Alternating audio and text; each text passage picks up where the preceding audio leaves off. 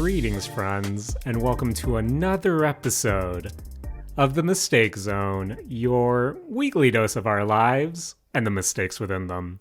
My name is Jaren Wade. Joining me, as always, one of my best friends in the whole wide world, Matt Alba. Hey, Matt. Yo. How are you doing? Yo, I'm doing good. Matt, that's great. And Matt, I'm actually feeling great right now because last week, when we ended off our latest episode of The Mistake Zone, I made a promise to you, Matt. And I said that I would be watching some anime. And Matt, I come before you on this latest episode of The Mistake Zone. And Matt, I watched some anime. So Is Matt, it new anime, Jaren? Yep, new anime. Oh, nice. Okay. So, Matt, did you watch the latest episode of Holo No Graffiti, Hololive's anime shorts that they release every Sunday? Yep. Matt, at the time of this recording, this episode, I think, has been out for, I don't know, would you say like 12 hours or so? Yeah, that's something around right. that. I've watched this episode 7 times. Give or take 1 or 2.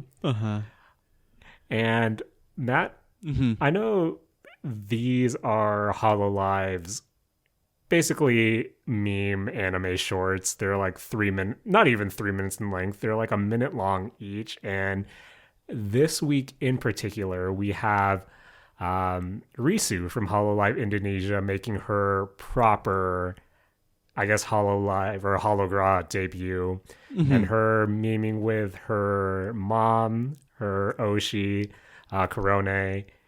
And I don't know, Matt, I really enjoyed this episode of Hologra, mostly because, you know me, Matt, I'm a Holo ID fan, so I really appreciated seeing that they gave Risu the same treatment that they gave the 6th generation, where every time a member of Holox debuted in Hologra, he had a brief, I guess, credits or epilogue or end sequence of them dancing around. So I'm guessing, I'm not sure if anything's been announced, but I'm guessing Muna and Eofi from Holo ID are also going to have their own solo episodes for the next 2 weeks, and possibly we'll see 5 solo episodes for all of the Myth Girls afterwards. But Matt, really enjoyed this episode of Hologra. What did you think of it? I thought it was a good episode. I thought it was a as far as like Hologra goes, I thought it was a very normal episode. Okay. As in, like, the situation wasn't as wacky in terms of Hologra's like a wackiness scale. I say this was a very tame episode, but I thought it was a good bit. I was really confused at the very start though, because Jaren, when Korone went for Risu's tail, I just got very, very confused in how she got her own tail, and I don't know, that was really throwing me off for a while. I think it really helps because when you see Korone's tail, it says crime and punishment, or I forget what the subtitle was, but I instantly thought, oh, Korone thought that she ripped off Risu's tail, so in pure, I guess, Yakuza style, she cuts off her own tail as kind of her own self-inflicted punishment. Oh, I see. Yeah, and I think before we move on from this, Matt, I guess we have precedents of this from the Umisi collab and also that Phantasy Star Online short that they did. But what do you think of Hologra following the Tekken rule set, where regardless of the speaker's language or native tongue, everyone understands each other? I think that's really good. Like, it's a good, I guess, in-world goof, and also I just think a good production goof. I feel it wouldn't be great if, like, you were having, like, the ID or EN members speaking Japanese, or like vice versa, of the JP members like speaking like English or Indonesian. Like, I feel like it's best that they are all speaking their own language, and then they have the magic translation just going on for them.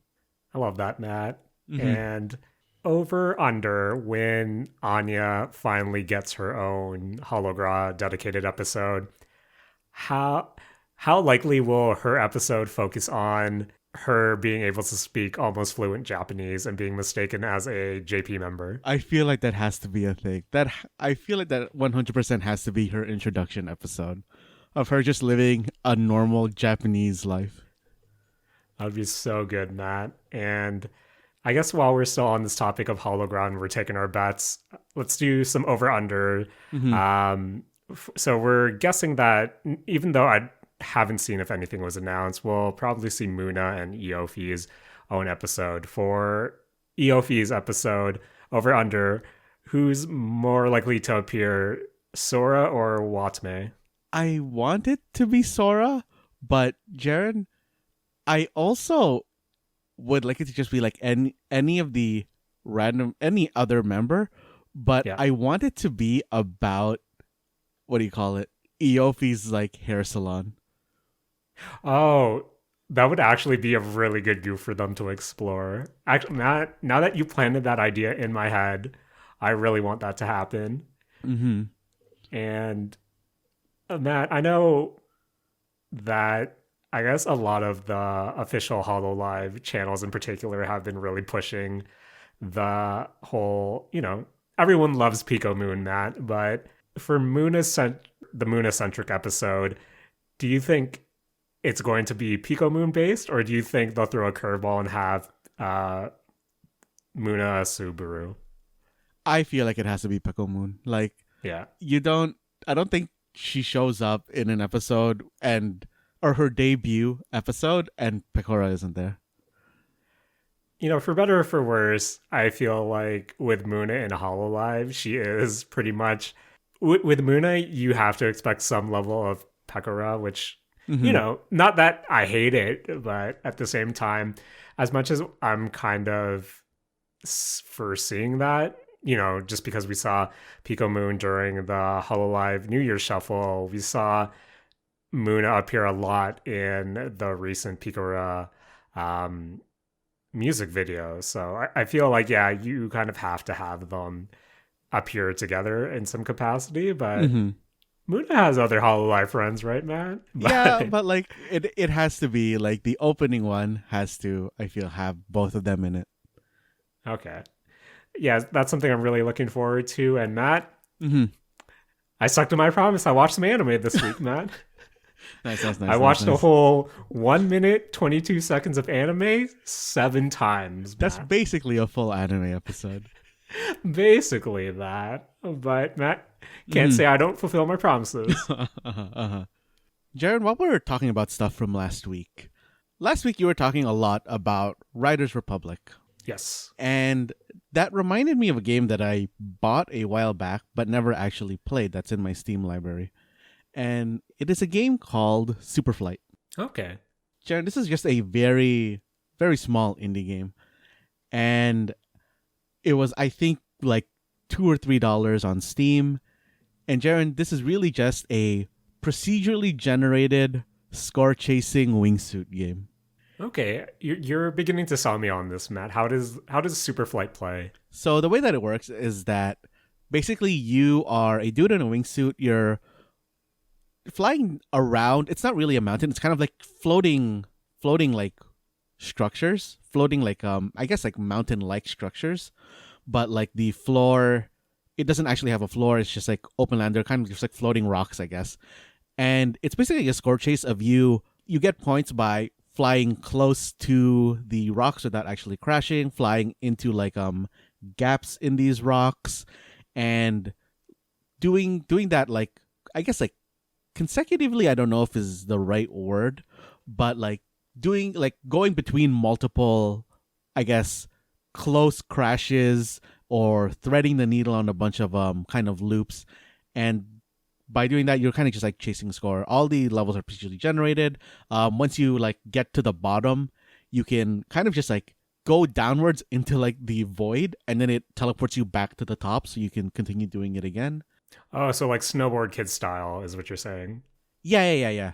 And I don't know, it's a very nice kind of just like light game that I was using as my podcast game for last week. Of just being able to like, okay, fly close to this like mountain and like just barely make it, or just since it's procedurally generated, it there was also a really like strong aspect of finding the run for that map. Right, right.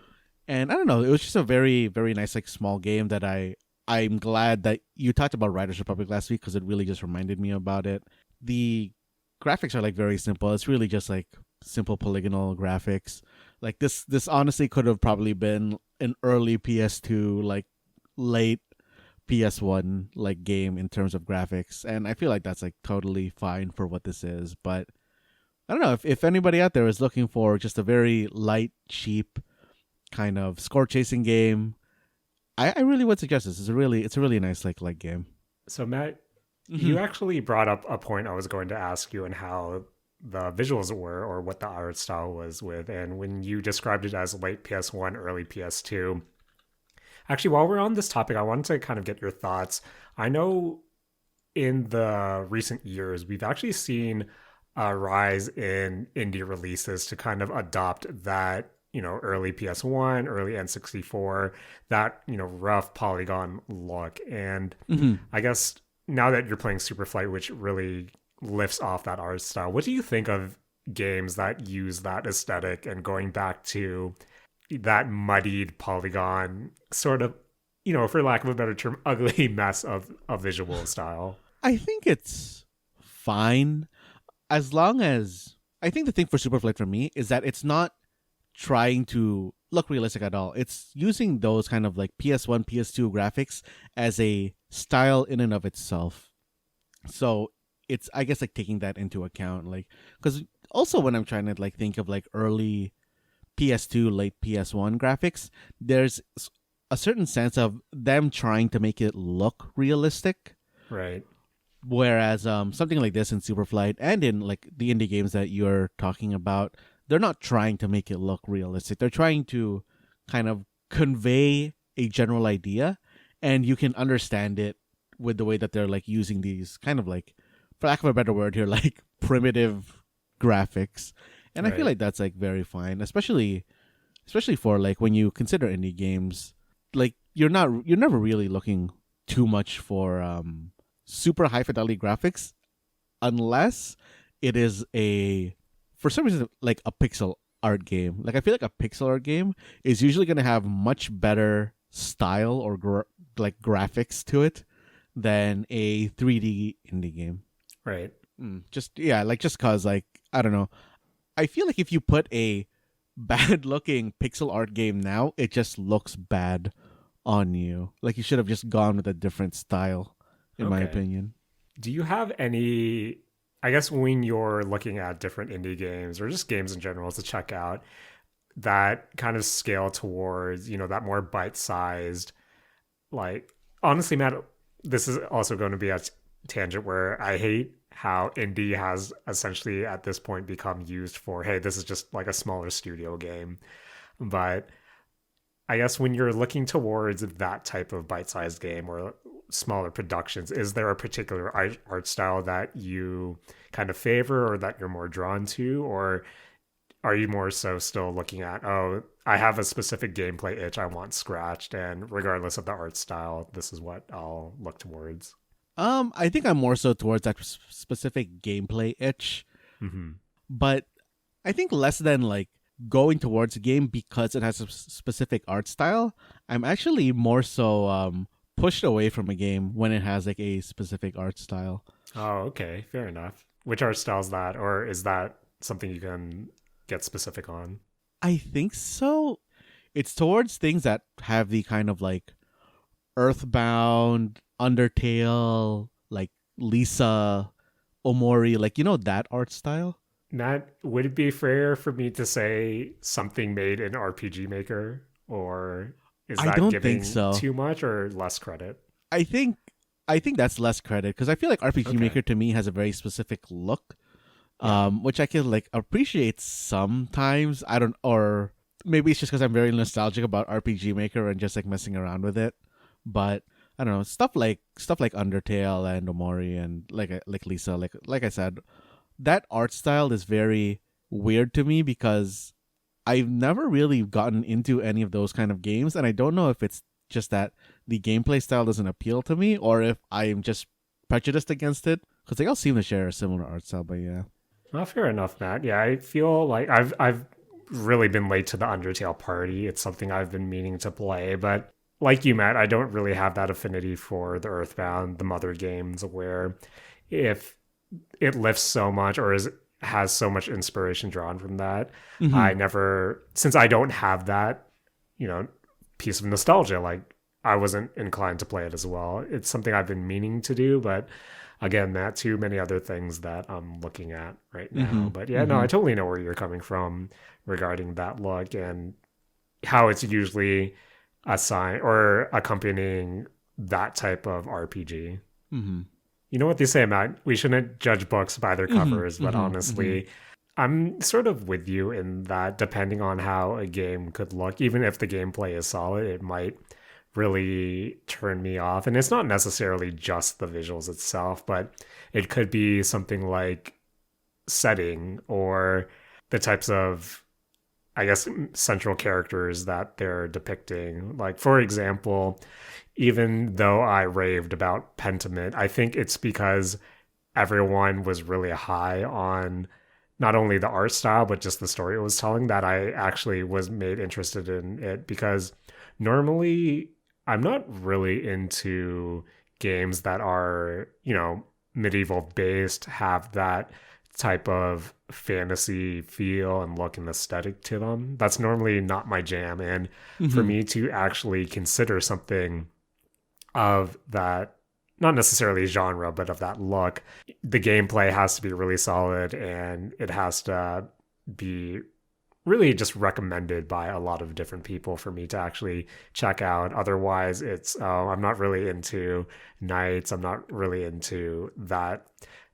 Like, I was never into Game of Thrones, to be honest. So I was never into The Lord of the Rings. And I know I'm missing out on some really good stories being told there. But likewise, I probably never would have played the Witcher games unless people said, no, there's really something to check out and experience through the gameplay and through the story being told. And for me, it takes that realm or that level of praise for me to actually check it out. So yeah, that was it seemed like we super flew away from the game you were initially talking about.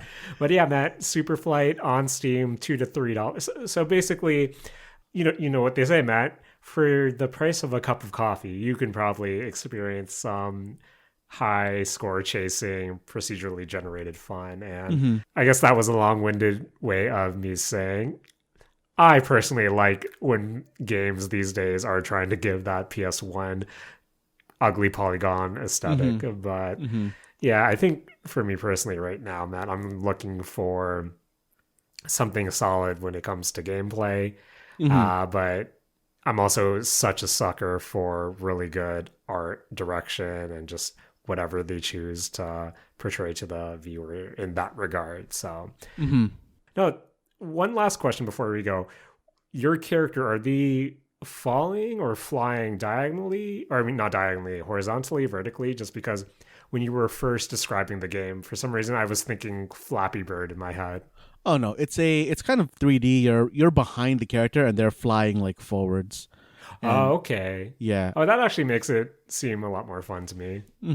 Like it's a really good game. I think one of the things that I actually want to just mention before we move away from it is that Jaren, this game has a very nice sense of speed to it and a nice very like sense of danger when you're flying really, really close to just the walls or you're threading like gaps. And I don't know, Jaren, I also get that weird sense of what's it called? Vertigo, when like you're just like diving down and you get that weird feeling in your stomach of, oh god, this is like that's so good, Matt. That's so good. Man, like yeah, like having that experience from this type of game is really interesting. I kind of wish that this game had like VR support, if through at least like goggles or something. That would have been a very like nice thing to be able to experience, I think.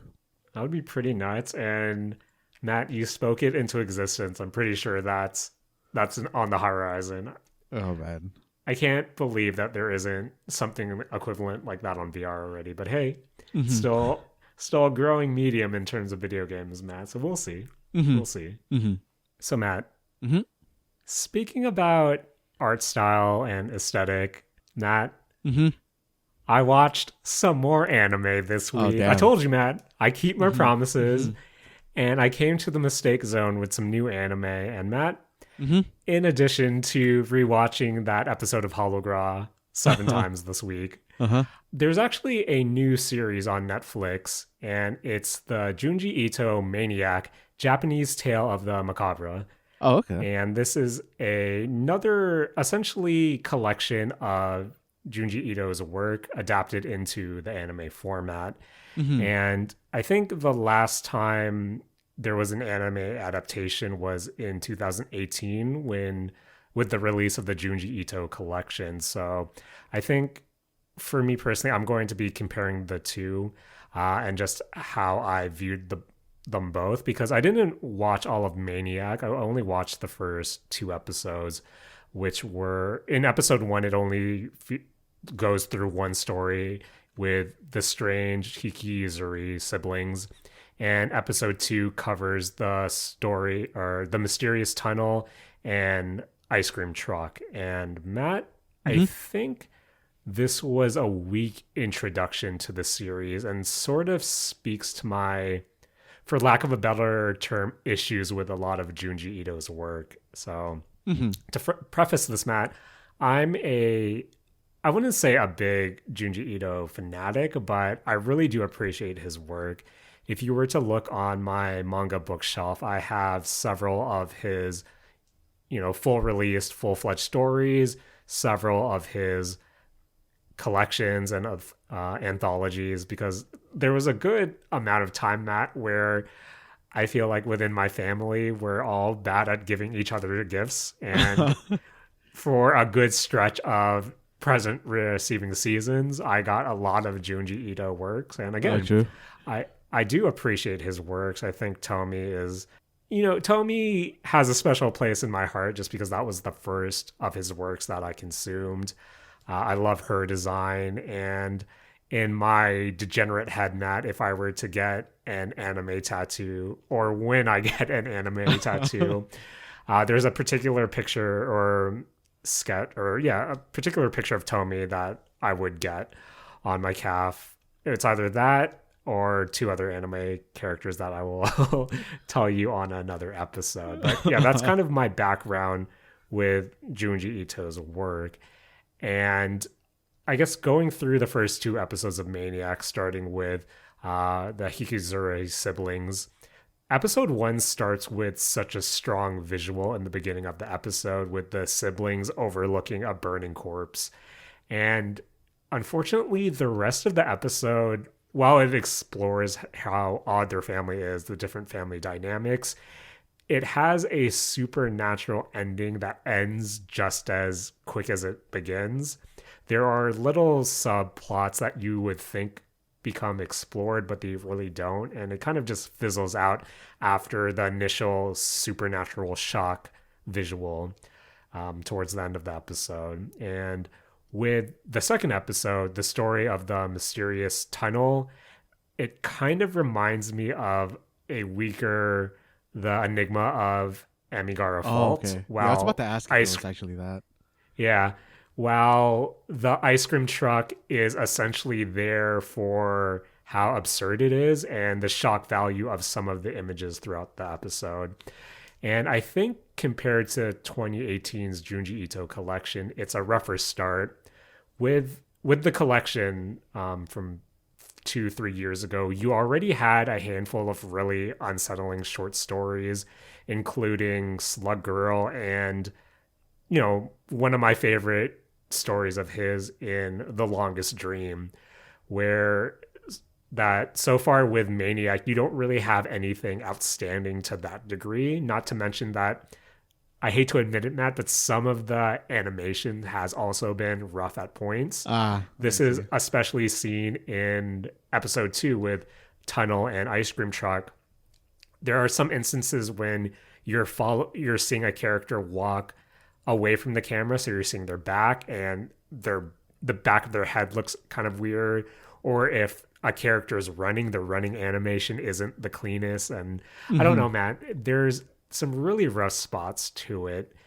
And I think this kind of goes into my, again, Matt, for lack of a better term, issues with a lot of Junji Ito's work, where I think you have to think of two things when you're kind of consuming a lot of his projects. That at the base, I feel like you go to Junji Ito's work for his art. The stories themselves, to me personally, almost are secondary, since a lot of his stories, mind you, I'm not sure how many of them he pens himself versus how many of them he's just providing the art for. But I feel like a lot of his stories, especially when you read through anthologies, they kind of retread and repurpose a lot of the same themes that he typically explores. I remember finishing one of his full-fledged stories, Hellstar Ramina, and thinking how similar it was to Tomi, or how, as I said, Matt, The Mysterious Tunnel shares a lot of specific plot points and plot beats as Amagari Fault. So when you consume so much of his stories and you start to recognize the typical rollout of his plot, it begins to really lose its magic and lose its stakes. And that's why I kind of felt like through the first three segments of Maniac, where I felt like, oh, I've seen this before, and this is kind of just worse art that I'm really expecting from a Junji Ito work, just because I honestly don't think when his work is adapted into anime, it doesn't really transition that well at points. But yeah, again, Matt, I feel like there are two types of Junji Ito work. There's the fleshed out stories, and there's the more absurd one shots. And with the Netflix show, of course, since it's either one full episode or two segments into one episode, a lot of these do feel like the are of the absurd one shots. And don't get me wrong, I think a lot of those, absurd filler releases that he have, when they work, they can be really entertaining, but ultimately it's the equivalent of junk food to me, where I don't really feel some substance to it. It's more so, oh, here's the shock value, here's a means to show some of his twisted art. And I think that's what I really felt with Ice Cream Truck in particular. I think between the three shorts that I watched so far, I think Ice Cream Truck was the best, but again, it was just shocking imagery and an ending that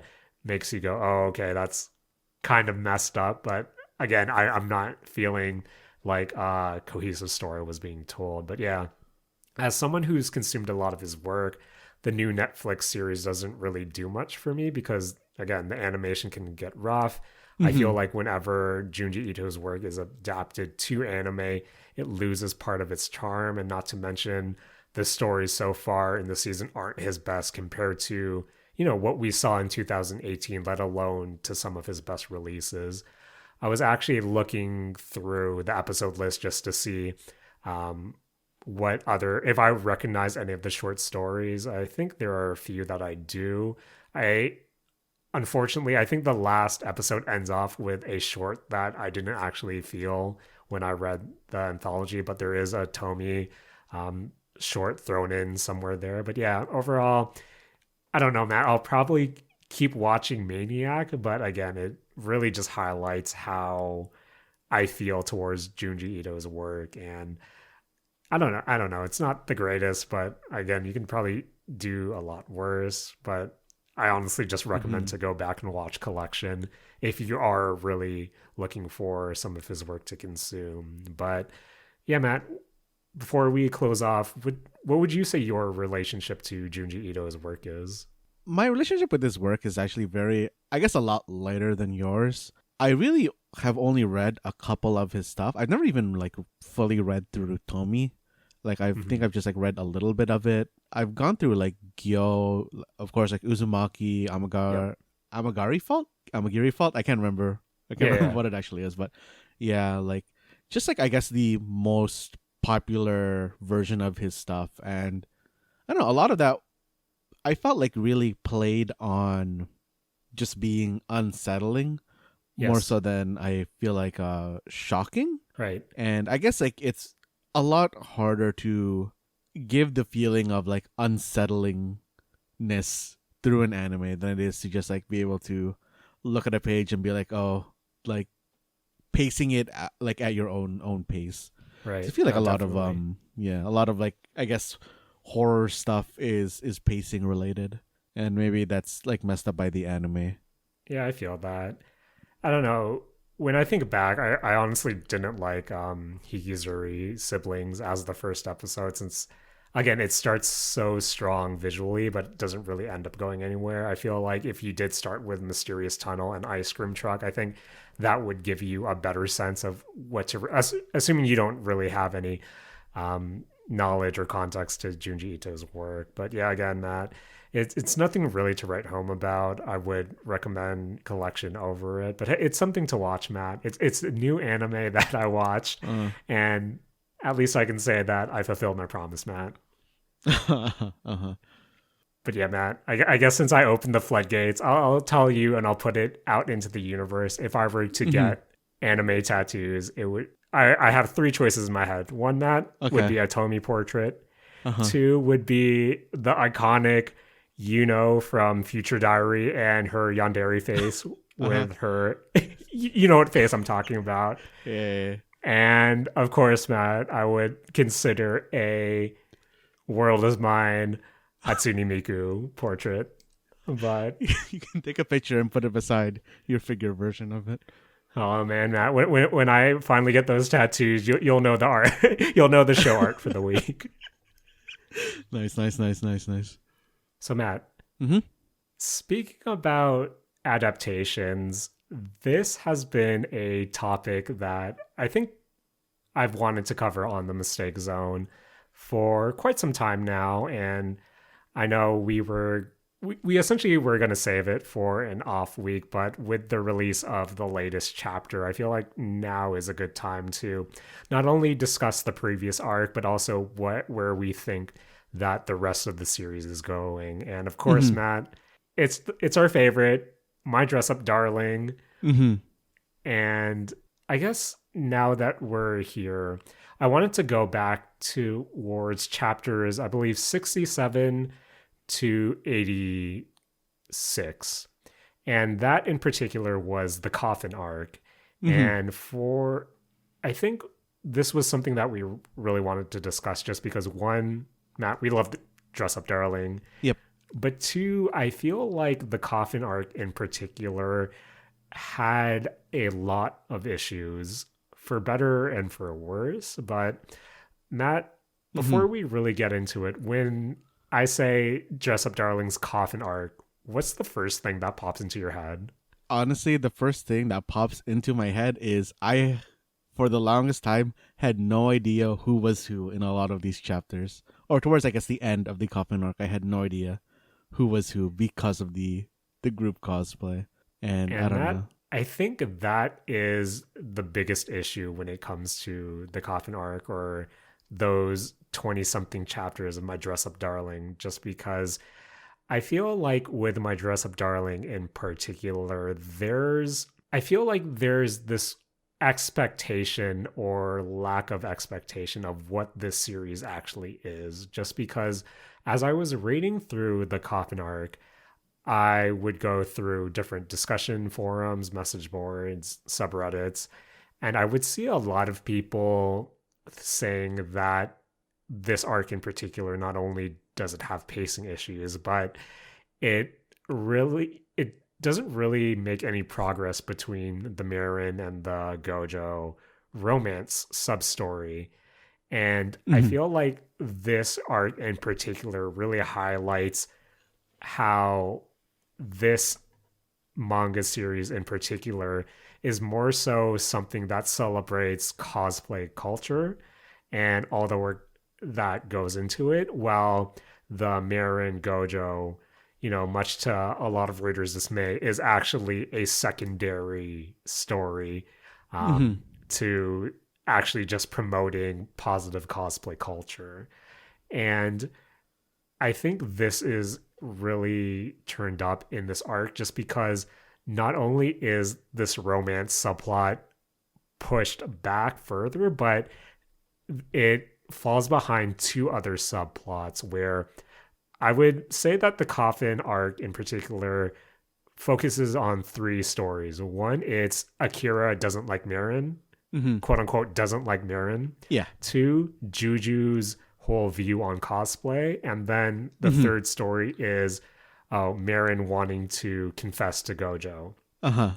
And I think when you have three subplots kind of not necessarily intertwined together, but running parallel into each other, that really hurts the pacing. Just because when I think about the Coffin arc from front to back, it's weird. It essentially starts off with, Marin likes Gojo, but then we're introduced to Akira, who hates Marin, but then we're introduced to Juju's, or reintroduced to Juju's insecurity, and then Juju's insecurity is resolved. Akira's hate or dislikeness of Marin is resolved, and then we get back to, Marin wants to confess to Gojo. Wait, the arc's over, and so begins a new arc with chapter 87, which we'll get into later. But yeah, Matt, as I said, there are three sub-stories at play, and what really ties them all together is the Coffin cosplay, which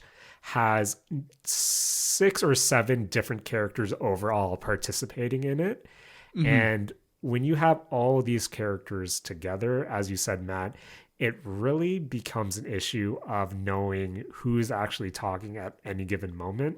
Yeah. And I honestly feel like the Coffin arc was made for anime, just because with anime you have the different hair colors, you have the different voice actresses, you have more indication of who's speaking when. But when you're confined to the manga page, it's really confusing, to say the least. But again, a lot of, especially the early chapters, plays on not necessarily who's talking, but the facial expressions of whoever's being highlighted in that panel, which makes the issue kind of 10 times worse. But that kind of start off with, I guess, just our general thoughts on the arc. What did you think of, let's go through the main one, the Akira Marin sub-story? Jaren, I absolutely hated this sub-story. Yes. The kind of like mysterious reveal of, who is Akira? And the kind of like, why does Akira not like Marin? I don't think that either of those two plot points paid off in a meaningful way, or in an enjoyable way, at least for me. I hated the reveal of, Akira looks familiar because, or at least the way they explained it right now is like, Akira looks familiar because she was in a cosplay with Suzuka and someone else. Miyako? Yeah, Miyako and Suzuka, I think it was. But then, the reason that like Marine, or the reason that Akira doesn't want to be around Marine is that, she's just a huge fan and she doesn't want to simp. Like, yeah. I feel like that reveal or plot point itself is like fine. It's a good goof, but I think it took way too long to get to that reveal, and it made me dislike the reveal overall. Right. I honestly, again, the issue with having so many subplots play out within 20 chapters or so is that, again, it becomes a pacing issue where a lot of the times chapters would end with Akira. There was different reveals of, here's Akira with Amane talking about how much Akira just doesn't want to be around Marin, or, oh no, Gojo overheard them talk, and then they go through why, but that never gets resolved until 10 chapters later. So on one hand, I do think it is a victim of just how much is going on, during this current arc. But also, Matt, I honestly didn't like the reveal that Akira was just a huge Marin fangirl. I was honestly hoping, and maybe I was just giving this cosplay, slice of life, easygoing, positive manga too much credit, but I was honestly hoping that Akira might have a legitimate reason just not to be a fan of Mirin, whether it be something from her past or just a conflict of interest, something to. I kind of wish and hoped that the manga explored, hey, you don't have to be friends with everyone. People might not like you, and hey, they were able to come to a mutual understanding.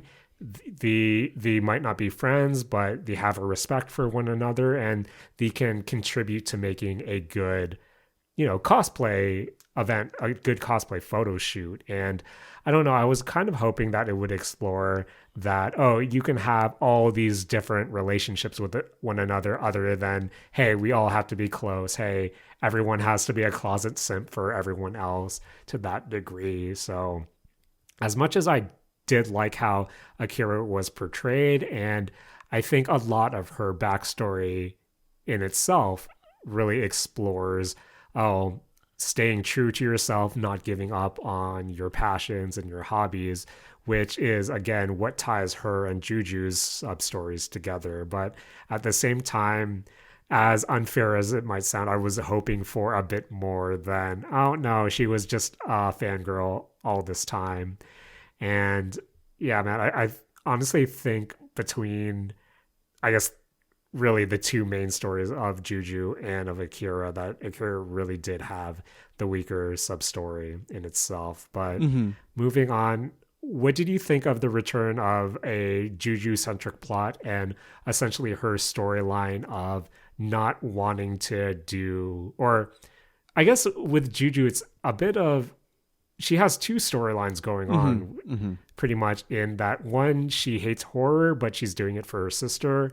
And then two, she's thinking about giving up cosplay because, again, she doesn't feel like she can't do characters justice based on her physical appearance. But Matt, what did you think about Juju's role in the Coffin arc? Okay, so like I said, Juju's role is broken up into, I guess, two major components. The horror aspect, and kind of that also ties into her being filling the older sister role, and her like potentially wanting to quit cosplay. Yep. Jaren, I actually really liked I don't know if I like the story as a whole for her wanting to quit cosplay, but I liked everything around it. I liked Jaren, like you said earlier, this is primarily a manga about cosplay tips. And as far as this whole arc goes, I think that this whole arc gives very, very like good cosplay tips in terms of like, like towards the very start, just like cross-dressing, like whether you're going from male to female or female to male, like the tricks that you can do. And then more so focusing on Juju, the tricks that you can do with regards to changing your appearance to look like to look more like you're fitting the character when you don't have the same body type, build, face, or whatever. I thought all of those were like very, very good. Like that made me enjoy that part of Juju's storylines a lot. Yep. Towards the horror one, I was kind of indifferent to it. I didn't dislike it, but they visited this storyline before. Yep. And I feel like it's okay. I feel like they've resolved it okay. I don't have anything like bad to say about it, but I don't really have anything like too positive to say about it either. Right. No, I feel you there. So the chapters of importance for me for Juju's arc are, I think, 79 to 81 really explore really explore Juju's struggles, but I think that these are important. This is an important 3-chapter run because it really dives deep into her insecurities about not being able to do characters justice due to her physical appearance and her perceived limitations. But I think one of the low-key MVPs for this arc really does come from Miyaku and Suzuka, just because, again, those two plus Akira, they are they're referred to as the older girls. They're these college students compared to, the high schoolers in Marin Gojo and Juju, and the middle schooler with Shinju. But I loved the appearance of Miyako, Suzuka, and Akira to a degree, just because Matt, I feel like a lot of again, I will acknowledge how absurd this is coming from someone in their early 30s, but to a degree, I really loved Miyako and Suzuka's the experiences that they shared in not having to give up your hobbies. And likewise, for Akira to say that essentially Miyako and Suzuka saved her from essentially losing herself, it really digs deep to the point that I believe the coffin arc in itself, the central theme is essentially being comfortable with your hobbies and what you want. And you, even though you might have some perceived notions about your physical appearance, about your attitudes, that at the end of the day, you're doing something that you loved and you should feel pride in doing that. And for Miyako, just I loved her aside of her wanting to cosplay that character Tsukasa, who is a tall, I believe some of her points was, oh, he's tall, he's slender, he has a certain face. And of course, she has the opposite of that. But the fact that that Juju is sharing that, yeah, I feel like I'm not doing this character justice. I don't think I can. It's really retreading what we kind of know about Juju from her previous appearance in Dress Up Darling. And for Miyako, not only just to share her experiences, but just kind of reaffirm them to Juju, saying, hey, if you like it, you should keep going for it. And I don't know, I feel like that this chapter in particular is so important to this arc overall, just because it really ties everything together, what really pains Juju and Akira to a degree as well. So I really appreciate the talk that they have. But Matt, again, we get after that mushy thing, we have, I believe it is Miyako going, hey, even if, so for context, Juju, part of Juju's insecurities is cosplaying makes her happy, but she knows that happiness doesn't last forever, and eventually she might have to grow out of this. But Miyako and Suzuka say, hey, we're adults here. We still like what we like, and we have to enjoy it. Plus, Matt, when you're an adult, you have more money to spend on your hobbies. Oh, man. Jared. So, Matt, I feel like there was a exchange that describes us perfectly here in what horrible adults I am. Jared, what a horrible adult I am. Yeah, we're both absolutely pathetic. Jared. That spoke to me. Jared, if there's any two speech bubbles in any manga that could relate to the two of us, those are the two speech bubbles. I feel like, Matt, this chapter blessed us with two panels that I feel like are really important to Dress Up Darling. Of course, that one encapsulates what the mistake zone is, but I believe it was Asuka who says, or whoever translated it said, so if you want to keep doing it out of love, you can keep going at any age and you can start any time. So again, Matt, this is why I understand why the Akira hates Mirren storyline can't, go the way I want it to go, just because this is a positive manga. This is about positive body image, but also just positive perception of yourself and confidence towards what you like.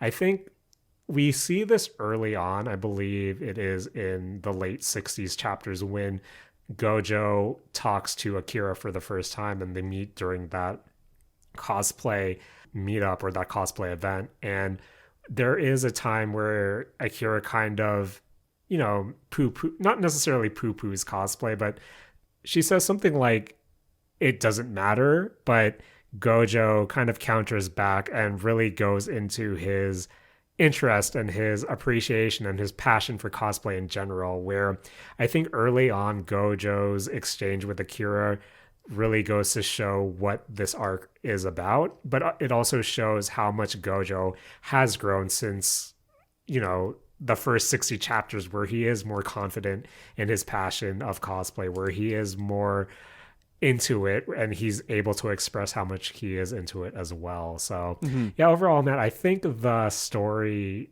itself is there, but again, it just takes so much longer to get to the end. And Matt, this brings us to the third pillar of the coffin arc in the bubbling romance of Gojo and Mirin. Matt, this brings us to chapters 74 and 75, aka the classic misunderstanding episode.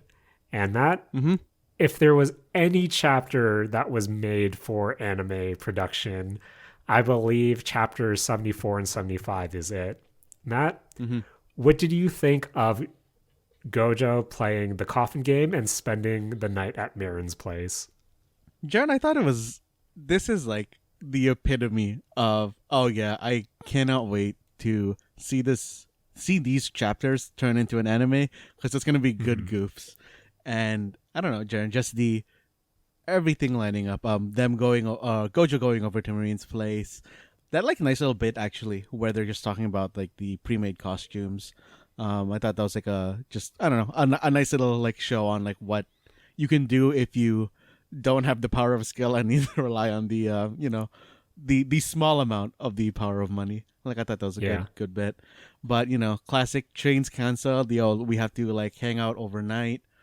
And Jaren, of course it leads to the misunderstanding that you were talking about when Gojo is looking at energy drinks that are placed directly beneath like what would the term for these be? Like energy pills, energy pills, like aphrodisiac drinks, yeah, like them being just below that, and Marine seeing those, thinking that Gojo's buying them, and that just setting up the misunderstandings for the following chapter, where you have accidental Chad Gojo and Marine just freaking out the whole time. Like I thought that was like all like fun chapters, and I think on the initial read through would have been my highlight of this whole arc. But maybe later I'll go on to what my real highlight became after my second read through. Okay, for sure. But yeah, speaking upon chapters 74 and 75, Matt, I totally agree. I can't wait to see this be produced in anime. But Matt, two things stick out to me. One, they went hard on the Mirin fan service. Holy crap.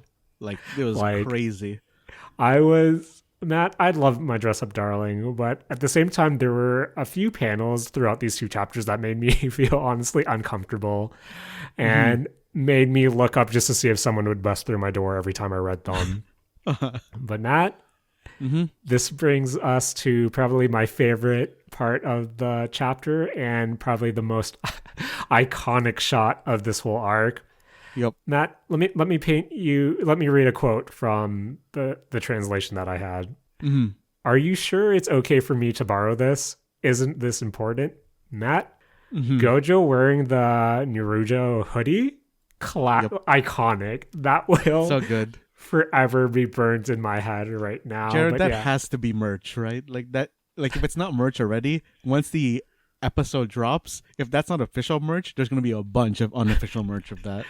There's probably a bunch of unofficial merch right now, but I'm honestly really excited just to see how this translates to an anime, just because, again, I'm curious how they'll portray, as you said, accidental Chad Gojo, and how that will appear within the anime itself. But yeah, man, really fun chapter. I think this was a good comic relief run, given how heavy, quote unquote heavy, the other chapters have become. But before we move on to the end, I wanted to touch upon chapters 72 and 73 real quick as well, because in retrospect, I honestly think 72 marks the biggest issue with the coffin arc and is essentially our introduction to the missteps of this arc in itself. Kind of, we'll be repeating this point a lot, but even with all of when all the characters are out of costume, there are just too many characters to keep track of here. Of course, chapters 72 and 73 take place in the cosplay event after party when they're setting up the coffin arc. But Throughout this chapter, we have so many speech bubbles where it isn't apparent who these speech bubbles are being attributed to. There are a lot of times when the speech bubbles are present and it's not fully attributed to the speaker, or the panel is focusing on a different character. And while 72 puts a focus on Amane realizing that something is up with Akira, this chapter feels like it was specifically made for the anime, given how busy it is, given how much is going on. And while I understand you want to showcase a lot of these characters' reactions and highlight under how much hype is happening at this after party, how much excitement is going towards this coffin event, there is something uncomfortable to Akira. There's something uncomfortable about Juju, and all of this gets lost in the chaos of discussion.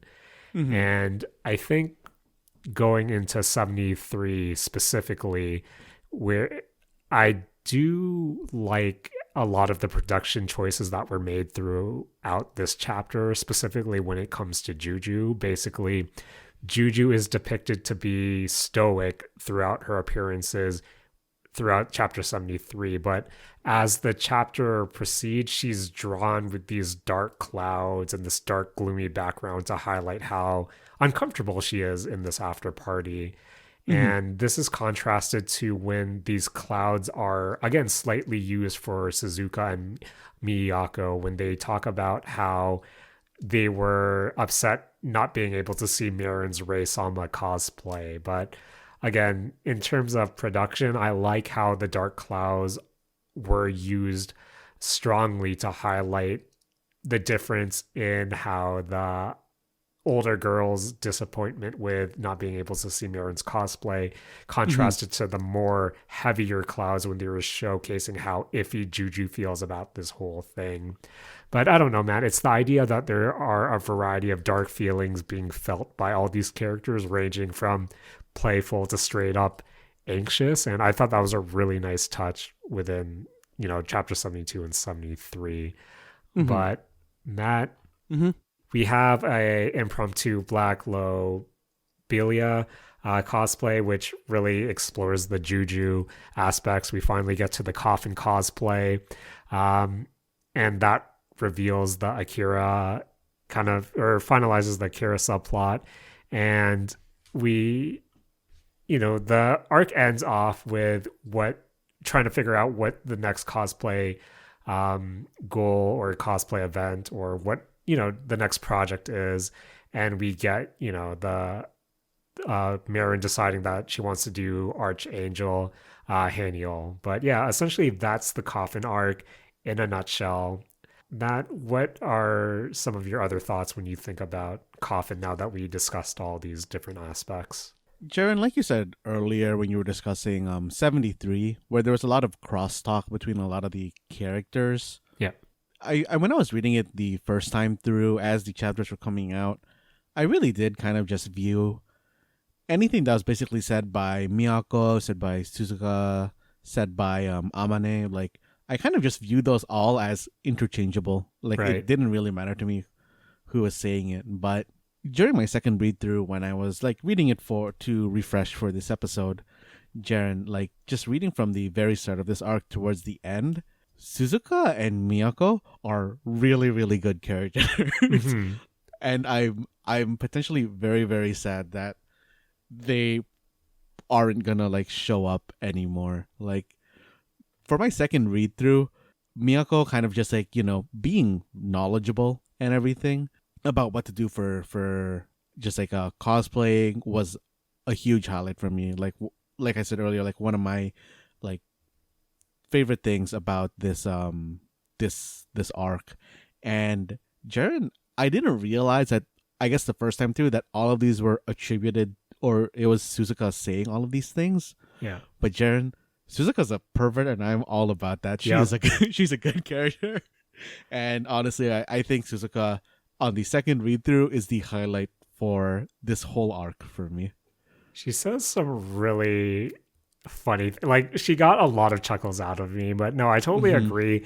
Going through the Coffin arc for a second time, it really made, I think part of a lot of my first play or read through was plagued with, oh, this is taking too long.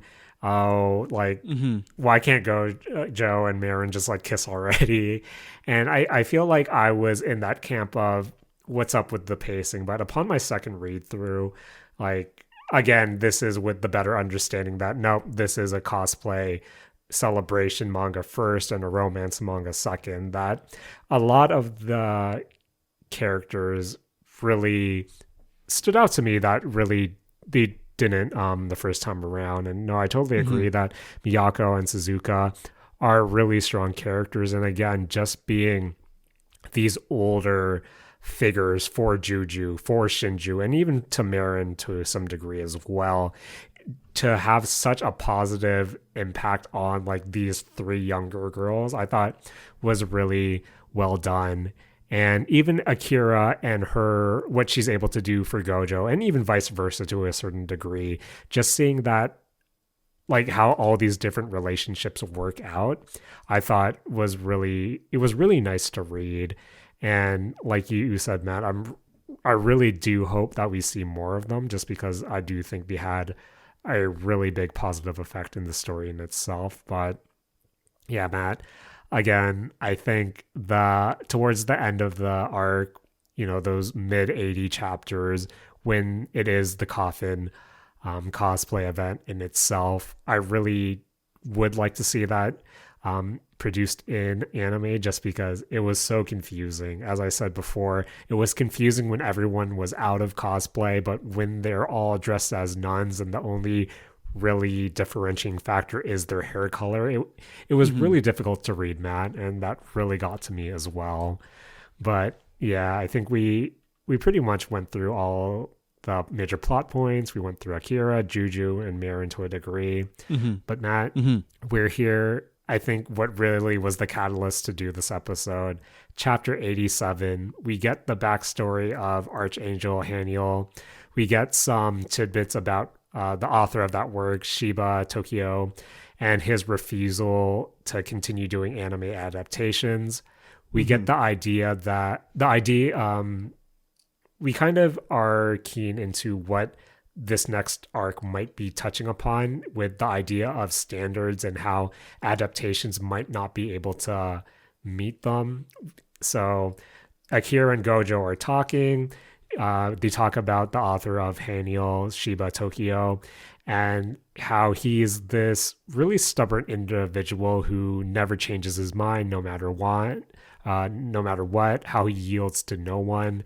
And essentially, it raises this question, is there anyone out there that's good enough to convince him to essentially allow adaptations or attempts at his work to reproduce something equal to himself or exceed it? And Matt, I feel like this, to me, feels like it sets up a really pivotal moment in how Dress Up Darling kind of plays through, or we'll move on from here, in that to me, I feel like this is either the end game or the introduction to towards the end of my Dress Up Darling, or again, this might be foolish on my part, might be a way to make it a bit more serious. And before I kind of get into my thoughts on that, essentially, Matt, what did you think of chapter 87, and what do you think it means for the manga moving forward? I really do, I think that this is a turning point kind of arc that's about to come up. Yeah. As far as the cosplay portion of the story goes, this is definitely going to be, the author is going to see Marine's cosplay, and then he's going to be like, oh, wow, this is like dope. Like, yeah, this is going to change my mind. And then that, like, I don't know, potentially pushes her towards more popularity. Like, I think that's what's happening on the cosplay end. But as far as like I guess Gojo Marine kind of like storyline, I feel like, okay, earlier in the Coffin arc, Marine says that she is definitely going to confess to Gojo after the coffin cosplay. So I think if that doesn't happen within this arc, that's kind of just a cop out. I feel like it has to happen in this arc. Obviously, Jaren, at the end of 87, they do the not a total title drop, but the start of a title drop. And Jaren, I first off, like, just, I let's go at that page. Like, nice. I was like, that was so good. But I don't think that this is going to be the last arc, but I could definitely see it being the last arc. Yeah. Because I think during or after this arc, it is going to deal with just them pushing their relationship forward. And while it very well could end there, it could be like, okay, Marina's like moving towards like popularity. Gojo is moving towards like prop development. He's really, really figuring out how to create just like, I guess, like objects, props, and that moves him forward even more in his doll making.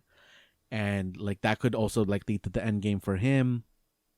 I really hope that the manga decides to explore more after that. Like it does just become, okay, they're together now, and then here's like more cosplay, maybe like stuff to do with like duo cosplaying or cosplaying, and like the issues you run into if like you and your any cosplay partners aren't getting along. Like I hope it moves like more towards like that sort of stuff.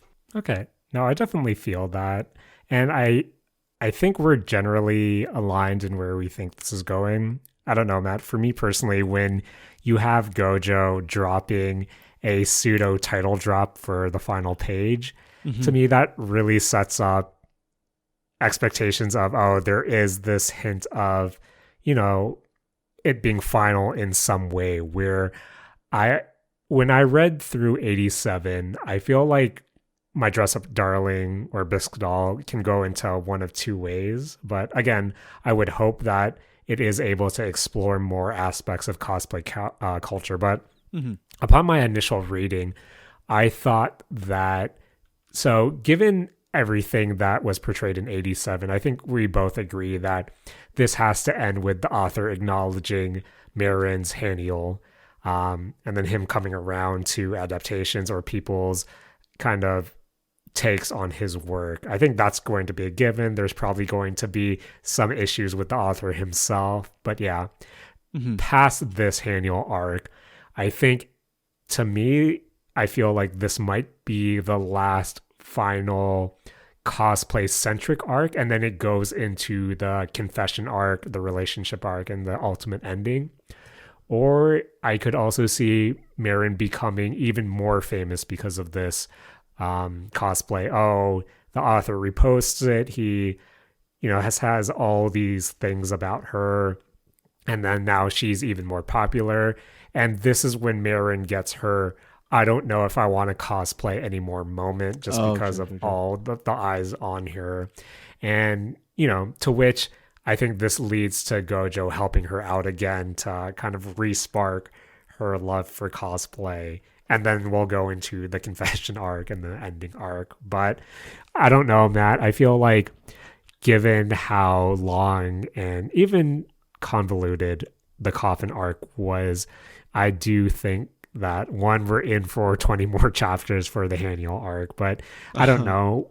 With the title drop, I feel like that's such a strong statement to me. Then again, I could be, overblowing the whole thing. But again, to me, I think that there is this air of, some sort of ending, some sort of conclusion is coming up. And whether that be to lead into a more serious tone, as you said, whether it be Marin and Gojo maybe doing a couple's cosplay and then having some clashing of ideas there, or, maybe their first real disagreement. I could see that becoming a really good storyline to explore, or the fact that with Marin's even more popularity, that she might question why she actually wants to do this now that so many eyes are on her. But yeah, overall, I have some high hopes for the upcoming arc.